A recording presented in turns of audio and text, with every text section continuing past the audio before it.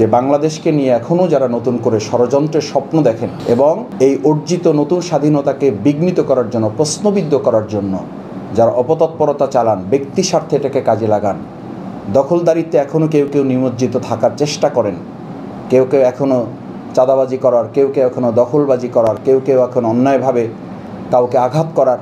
আমরা বারবার বলেছি যে যারা অন্যায় করেছে তাদের শাস্তি অবশ্যই আইনগতভাবে এই অন্তর্বর্তীকালীন তত্ত্বাবধায়ক সরকার ব্যবস্থা করবে এবং প্রত্যেকের শাস্তি বাংলাদেশে নিশ্চিত করা হবে ইনশাআল্লাহ।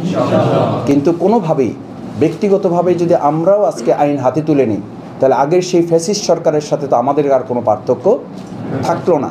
সুতরাং এ কথার অর্থ এই নয় যে যারা অপরাধ করেছে তারা পার পেয়ে যাবে। অবশ্যই অপরাধীদেরকে শাস্তির মুখোমুখি হতে হবে এবং বাংলাদেশের জনগণ এই সমস্ত আহত, রক্তাক্ত, পঙ্গুত্ব বরণকারী ভাইদের সামনে রেখে তারা আমাদের সামনে স্বাভাবিক জীবনযাপন করবে, আইনের বাইরে থেকে এটা হতে দেওয়া হবে না।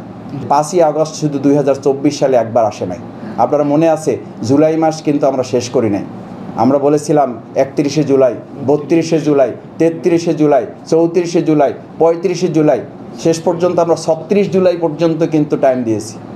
এভাবে কিন্তু ছাত্র জনতা হিসাব রেখেছে। সুতরাং প্রত্যেককে মনে রাখতে হবে, এই রক্ত, এই শাহাদাত, এই পঙ্গুত্ব, এই আহত ভাইদের সাথে যদি কেউ বেইমানি, প্রতারণা করে, তাহলে এরকম 5ই আগস্ট প্রতি মাসে, প্রতি দিনে দিনে বারবার ফিরে আসবে এবং তাদেরকে মোকাবেলা করা হবে, প্রতিরোধ করা হবে। আমি আপনাদের একজন ভাই, আপনাদের একজন সন্তান হিসাবে আমি যত দুর্বলই হই না কেন, আমার ডানে, সামনে, বামে, পেছনে যারা আছে, আমার পুরো বাউফলকে সাথে নিয়ে এই পরিবারকে যথাযোগ্য মর্যাদা এবং সম্মান, তারা যতদিন বেঁচে থাকবে, তাদের পরিবারের সদস্য যতদিন বেঁচে থাকবে, তাদেরকে আমরা সম্মান এবং মর্যাদার সাথে আমরা রাখবো ইনশাআল্লাহ। সেই জায়গা আপনাদের কাছে আমরা অঙ্গীকার করছি।